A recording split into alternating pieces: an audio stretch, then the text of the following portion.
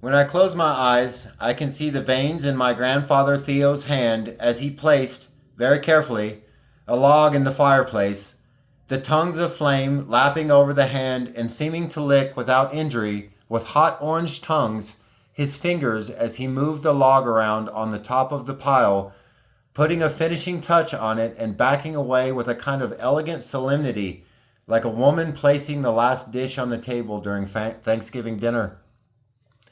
He had a strong, wiry build, my grandfather, even into his 80s, when he vomited out his life into a pail in a hot, half lit room in Itawamba County, Mississippi.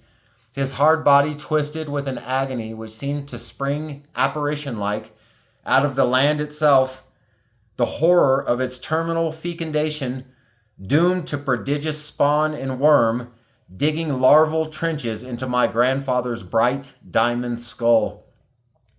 His name was Theo Comer, and his great grandfather had been a plantation overseer, which is another way of saying that he was a slave driver, the man on the horse with the beard and the ponytail and the whip. And this man, Simpson Comer, had fought at the Battle of Bull Run in the Civil War and had had the thumb on his right hand blown off, such that in the photograph I saw of him, I could see the knot of mutilated flesh where his hand suddenly terminated in a half-chewed piece of muscle and skin. This distant ancestor, whose face resembled mine in a way difficult to define, as if some vestige of his adamantine cruelty had survived and resurfaced in the shape of my nose or the dimple in my chin, reminded me unpleasantly of the ogres from a favorite children's book of mine who stomped children to death with their boots and churned their bodies into a goo like butter. My grandfather had been raised in the woods, in the hill country of northeast Mississippi, by his crazy sisters, Icy, Charles, and Etol. His mother had died delivering him, and his father, an illiterate man named George, never forgave him for it. The result, strangely, was a man who, without a trace of exaggeration, was virtually silent. That is to say, this man was not just quiet, my grandfather. No, this man simply never, ever opened his mouth to speak unless he absolutely had to. A man who spoke only when addressed and almost always with a yes or no. I never once heard my grandfather elaborate on any subject in any way. And yet, as a boy, I could spend hours with him and never feel the burden of that silence, as if the silence itself was a special kind of silence, utterly without weight, an innocuous species of that thing that both enlightens and kills.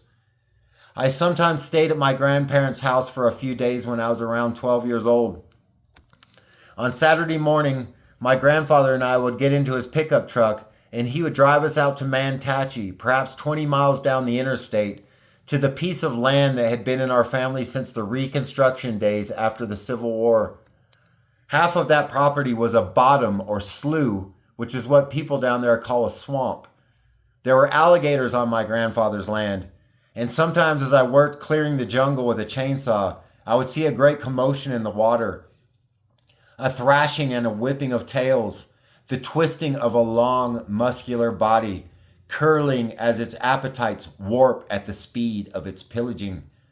As my grandfather drove us out there, he would become immersed in the physical reality of Mississippi, which appeared to cast like a diabolical reflection the image of its primordial sexuality and the illicit uterus of its ravaged loins, with its soil black and stinking and virginal. The speed limit on the large four-lane interstate highway was 75 miles an hour. My grandfather went about 45. Cars shot by us at such impossible speeds that I felt the truck we were in shiver and concuss as the rush of wind exploded in the cab. As he drove along, something would inevitably catch my grandfather's eye, and he would turn his head very slowly and look at it, like a sex pervert eyeing the thighs of a healthy young wench, a barn, a fence, a cow, a tractor parked in the middle of a soybean field.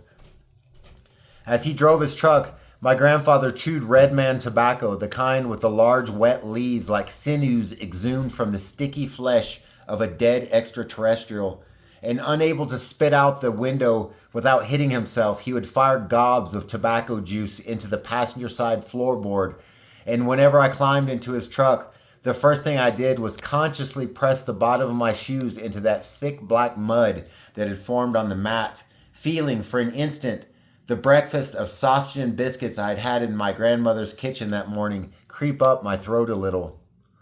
My grandfather's property bordered the land of a man named Diddle, a friend of my grandfather's who lived in a white one-room house with his family. When my grandfather and I pulled up, Diddle and his grandkids would come out to meet us. Diddle was a tiny, wiry little man who had made a name for himself in the European theater in World War II. His mouth, I remember, had, shooting in all directions, very thin, very defined wrinkles, giving it an ugly, myriad look, intensified by his mouthful of missing teeth, lending his face the appearance of something left outside too long in the weather, something soaked too long in water, a thing like a cardboard box that had become soaking wet and has collapsed in the middle. My grandfather moved slowly and with great deliberation, while Diddle seemed unable to keep still, his sinewy body cinched tight in a patched long-sleeve shirt, jumping back and forth like a monkey as he spoke. Something along the way had scorched Diddle's vocal cords down to nothing. He must have breathed in a mouthful of fire at some point, or drank bad moonshine, or swallowed kerosene. For when he opened his mouth, nothing but scratching sounds came out, loud ones, as if two pieces of metal were being rubbed vigorously together, or like a machine when the mechanism has jammed. Of what the man said, I can say nothing beyond my grandfather Theo's translation of his remarks, which was the most words I'd ever heard come out of my grandfather's mouth at the same time. When Diddle began telling a story about fighting the Nazis in World War II, he became extremely animated, as if his memories excited him so much it caused his entire tiny body to twitch and jump about uncontrollably, giving him the appearance of certain animated characters I knew from Saturday morning cartoons. He'd say.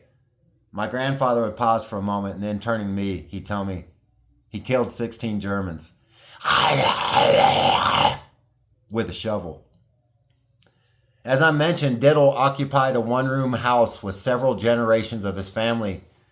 When my grandfather's truck pulled up, Diddle's grandkids would come out of the house, perhaps 5 of them, and they would climb a wooden fence and watch us as we got our chainsaws together, their expressions sullen and remote, skittish and curious. My eyes met theirs through a film, a froth of vacuity and time. Diddle's grandchildren, I would understand later, were inbred.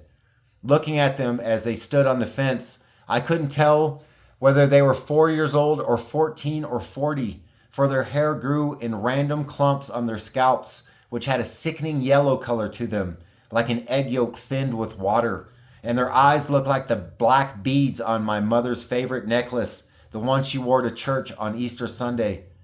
Their faces, with eye sockets like holes gouged in a piece of wood, seemed doomed to express for all eternity the savagery of the land which had engendered them, the incubus of their conception located in that stiff white house on the edge of the slough, as the cries of copulation mingled on the air with the plangent groans of orgasming alligators rolling lasciviously on their muddy beds.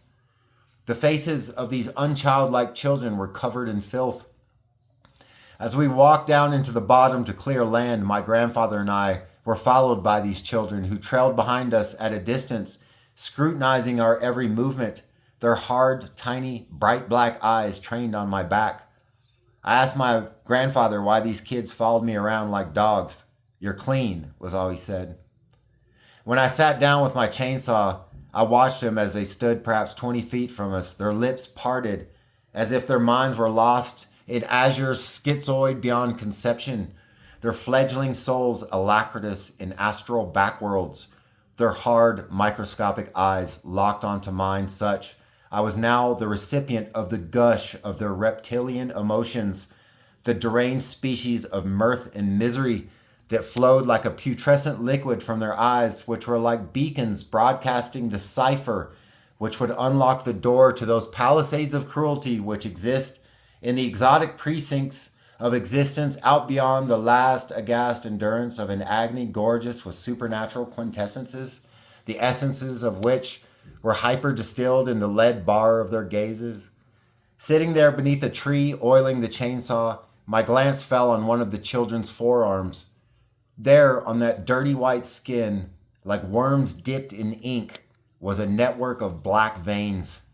These kids had black veins. I couldn't help staring at them, just like I couldn't stop staring at the planter's wart that was growing on my foot when I was sitting in the bathtub, or the ugly brown backs of the cockroaches in the kitchen of our tiny house. I imagined the black milk that flowed through those veins and the reverse vivification that occurred when this black blood washed over human organs of deranged anatomy, livers that pulsate like fetuses in abdomens collapsed with famine and parasite, and kidneys like diseased zygotes stuck like gobs of mucus against the walls of baloney uteruses, the black magma of their blood chilling the dead armadillo of their carrion brains. If you dig this kind of content, please like and subscribe.